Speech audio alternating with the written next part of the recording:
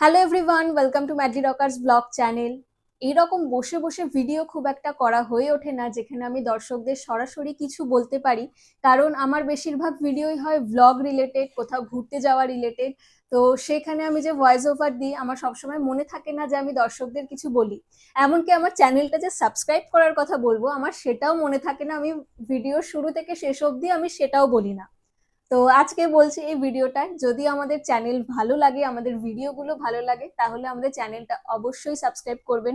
আর যারা আমাদের এই চ্যানেলটা এবং ম্যাডলি রকার্স ডান্স চ্যানেল দুটোতেই অসংখ্য ভালোবাসা দেন, তাদেরকে ধন্যবাদ।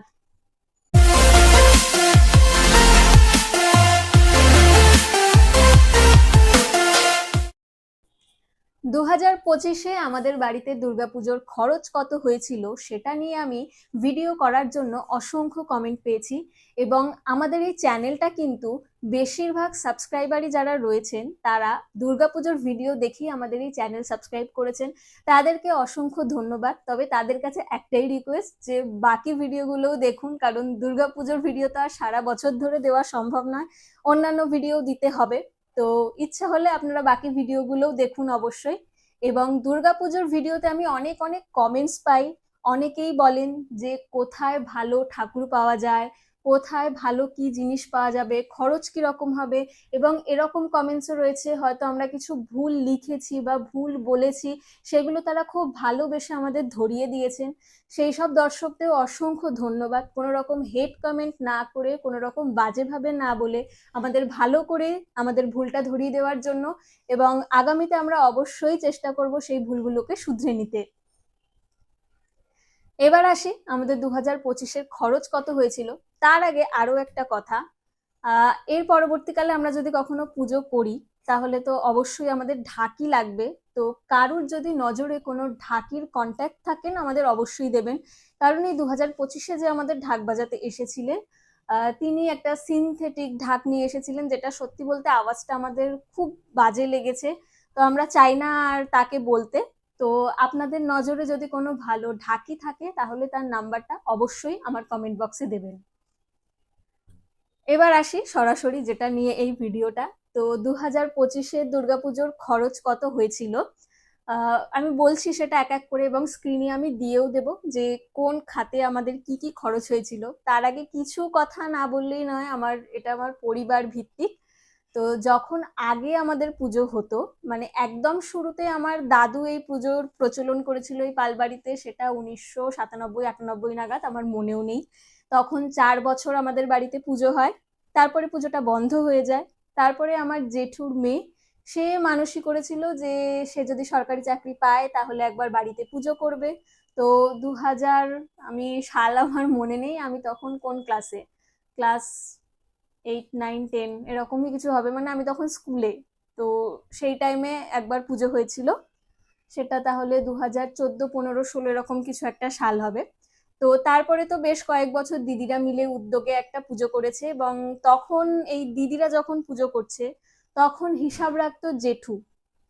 তো জেঠুর হিসাব এতটাই নিট অ্যান্ড ক্লিন থাকতো যে কোনো দিকে কিচ্ছু দেখার দরকার পড়তো না, শুধু খাতাটা দেখলেই হয়ে যেত। কিন্তু দুর্ভাগ্যবশত 2 বছর হলো জেঠু আমাদের ছেড়ে চলে গেছেন। তো এখন হিসাব আমরা নিজেরাই করি, মানে যাদের পুজো দিদিরা তারাই হিসাব করে। তো সেই হিসেব খুব একটা নিট অ্যান্ড ক্লিন নয়। তো আগের বার আমি যে হিসাবটা দিয়েছিলাম, যে ভিডিওটা বানিয়েছিলাম, সেটার হিসাব অনেক বেশি নিট অ্যান্ড ক্লিন থাকবে এবং পুঙ্খানুপুঙ্খ থাকবে, কিন্তু এখানে সেটা নেই।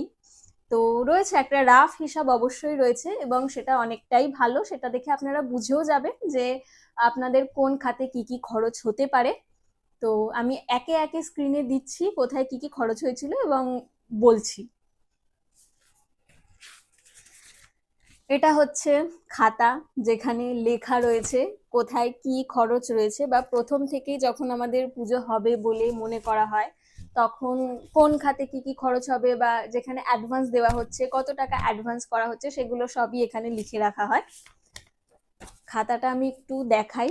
এখান থেকে আমি হিসাব বলতে পারবো না, কারণ ওরা কিভাবে লিখেছে ওরাই জানে। আমি একটা হিসাব নিজের মতন করে করেছি, সেই হিসাবটা আমি বলছি। এটা হচ্ছে আমাদের মেনু ছিল, বলে দেবো আমি সেটাও, কি কি মেনু ছিল আমাদের।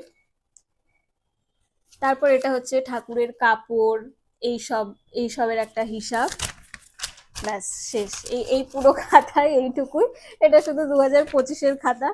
তো এখান থেকে একটা হিসাব করে আমি আমার খাতায় লিখে রেখেছি, আমি সেখান থেকে বলছি।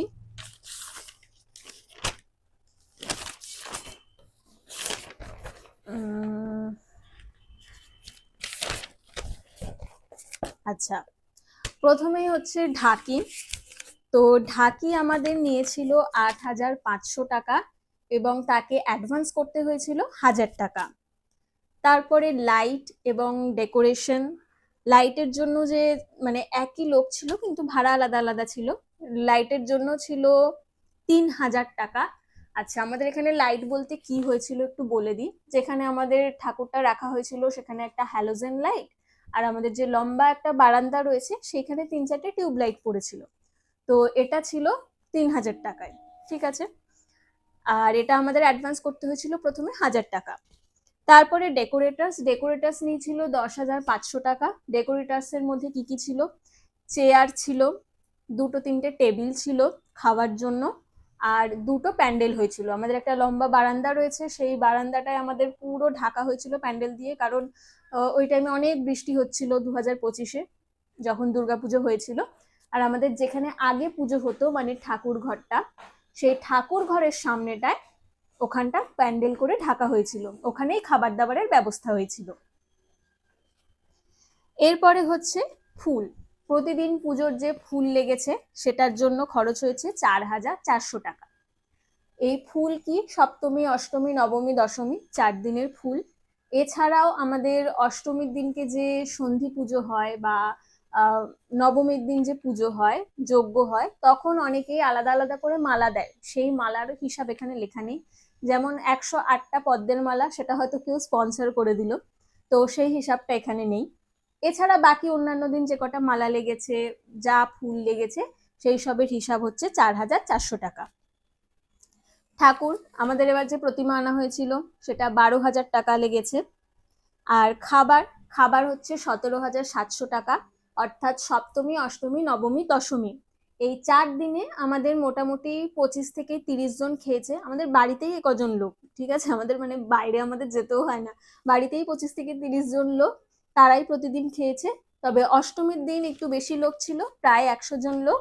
তো সবটা মিলিয়ে 17,700 টাকা লেগেছে। আর মেনু কি ছিল আমি একটু বলে দিই। মোটামুটি সপ্তমীর দিনকে ছিল ভাত, ভেজ ডাল, আলু ভাজা, ফুলকপি, চাটনি, পাঁপড়। অষ্টমীর দিন ছিল ফ্রাইড রাইস, আলুর দম, পনির। নবমীর দিন ছিল ভাত, ভেজ ডাল, বেগুন ভাজা, ধোকা, চাটনি, পাঁপড়। দশমীর দিন ছিল ভাত, মুসুর ডাল, ছেঁচড়া, মাছ ভাজা, চাটনি, পাঁপড়। এই ছিল আমাদের প্রতিদিনের মেনু। শুধু অষ্টমীর দিন 100 থেকে 150 লোক খেয়েছে, আর বাকি দিন 30 জন মতন খেয়েছে, সেটার হিসাব হচ্ছে 17,700। এরপরে হচ্ছে প্রতিদিন আমাদের যে ঠাকুরকে শাড়ি, ধুতি এইসব দিতে হয়, গামছা, এইসব বাবদ আমাদের লেগেছে 4,648 টাকা। এটা আমরা একদিন যাই পুজোর আগে গিয়ে বড় বাজার থেকে সব কিনে আনি, সেটাই অনেকটা সস্তা পড়ে। তো আপনারাও এরকম করতে পারেন, তাহলে আপনাদের অনেকটা সস্তা হয়ে যাবে এই জিনিসটা। ম্যাটাডোরের ভাড়া 800 টাকা, মানে ঠাকুর আমরা যেদিন নিয়ে এসেছি সেদিন। আর দশমীর দিন আমরা যখন নিয়ে গেছি তখন আমরা ভ্যান ভাড়া করে নিয়ে গেছি, ম্যাটাডোর সেদিনকে আর লাগেনি। তাহলে আসার দিনের যে আমাদের ম্যাটাডোর ভাড়া সেটা 800 টাকা লেগেছে। এছাড়াও এরপরে এটুকু অবধি হিসাব সব ঠিকঠাক রয়েছে। এর পরের যে হিসাব সেখানেই হচ্ছে মানে একটু ওরা ঠিক মতো লেখেনি। সেটা হচ্ছে প্রতিদিনের যে মিষ্টি ফল ঠাকুরকে যে দেওয়া হয়, কুচো ফুল অঞ্জলি দেওয়ার জন্য, গঙ্গা জল। গঙ্গা জল মানে আমরা একদিন দক্ষিণেশ্বরে যাই, সেখান থেকে গিয়ে গঙ্গা জল নিয়ে আসি, সেটা সম্ভবত যে ভাড়া লেগেছে যাতায়াতে সেইটুকু লেখা। আর মুদি সদাই মানে ঠাকুরকে যে ভোগ দেওয়া হয় সেই ভোগের জন্য যেটুকু লেগেছে, চাল, ডাল, তেল, নুন, সেই সব প্রতিদিনেরটা মিলিয়ে, মানে পঞ্চমী থেকে দশমী অবধি প্রতিদিনেরটা মিলিয়ে এই মিষ্টি ফল, খুচরো ফুল, গঙ্গা জল আর মুদি সদাই সব মিলিয়ে 15,000 টাকা খরচ হয়েছে। আর এরপরে রয়েছে দশকর্মা। দশকর্মা মানে হচ্ছে আমাদের পুজোর যে জিনিসগুলো লাগে, ঘট, তারপরে আরো যা যা লাগে দশকর্মার জিনিসপত্র, সেই সবের খরচ হয়েছে 4,500 টাকা।